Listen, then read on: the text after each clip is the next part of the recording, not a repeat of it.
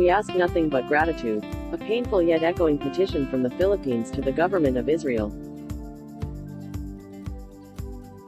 In an unfortunate turn of events, deportation of Filipino workers and children continue to a country we once opened our doors to. The act of kindness we showed towards their people, apparently, forgotten. Photo courtesy of The National. Earlier this month, more than 600 migrant workers faced the loss of their residency status. Legal appeals have failed for those who breached the conditions of citizenship for starting their own families in Israel. In fact, they fear expulsion after immigration officers arrested Rosemary Perez and her 13-year-old son for remaining illegally. Children's rights groups and their lawyer tried to help and change the court's decision. However, the efforts were not enough as the family ended on a flight to Bangkok for onward connection to Manila. This attests how easily former President Manuel Quezon's legacy have slipped from their memories. During the Nazi regime, over 1,200 Jews fled Israel while others perished. Democratic nations decided it's best not to intrude in fear of crossing the Nazis.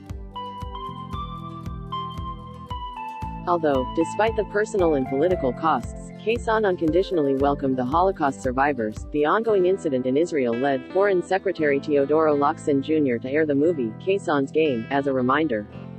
Photo courtesy of CBN News. Quezon risked even more than his life. He risked his political career.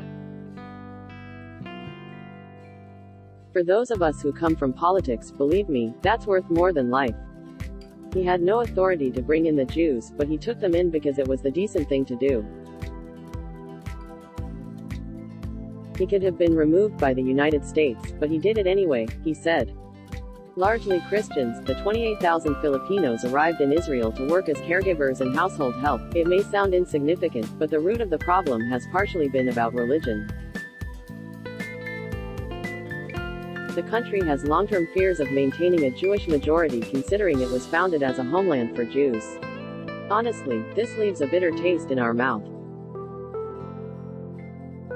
What an absurd religious discrimination that nobody ever deserves. Most especially, not to Filipinos who considered them as a family when the rest of the world turned its back. Photo courtesy of Esquire Philippines. Let's block ads. Why?